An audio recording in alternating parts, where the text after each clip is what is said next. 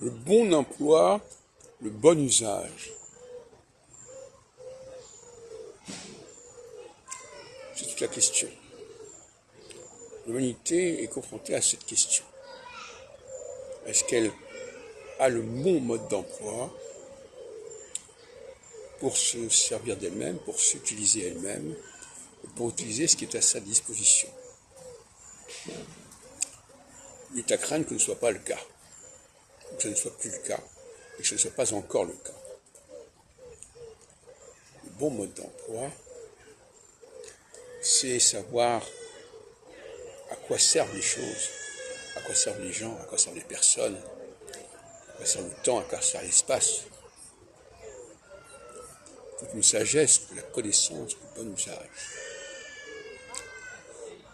Et force est de constater que le plus souvent, les usages que nous proposons aujourd'hui sont inappropriés.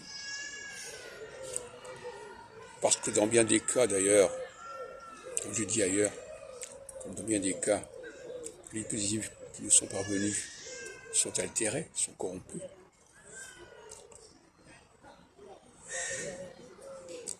Et moi, ma préoccupation, c'est de retrouver le bon mode d'emploi, les bons modes d'emploi.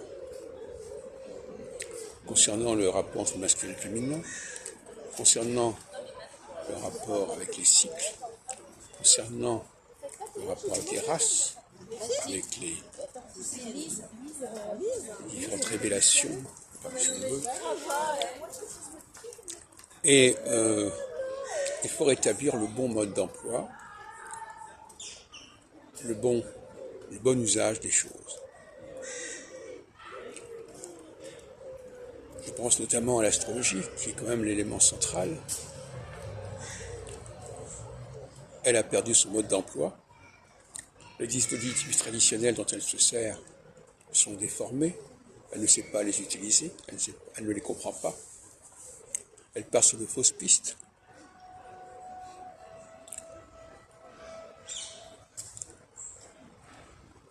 Comment savoir quel est le bon mode d'emploi? La question est là.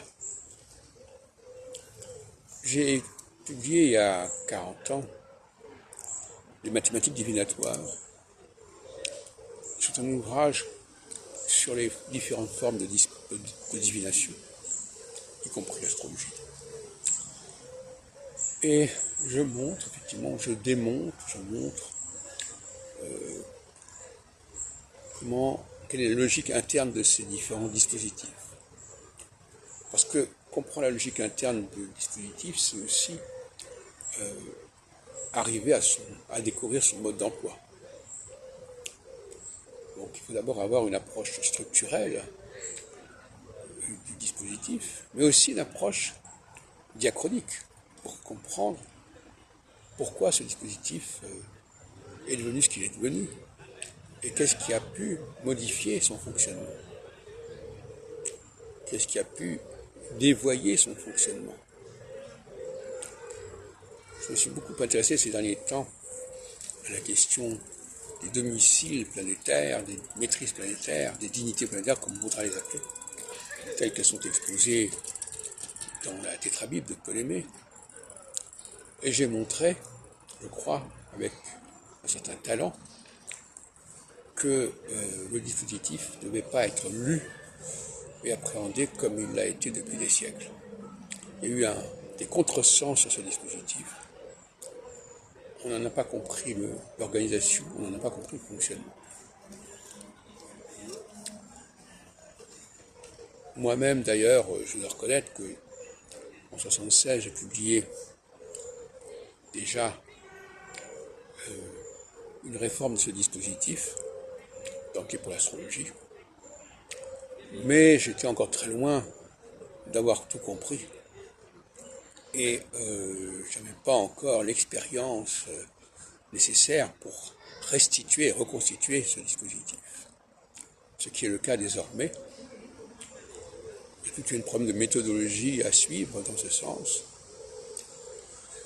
Mais il est à craindre que les astrologues s'en tiennent à leurs pratiques traditionnelles actuelles et ne veuille pas, même à la limite, essayer de prendre connaissance de ce nouveau dispositif qui conduit à un nouvel usage de l'astrologie.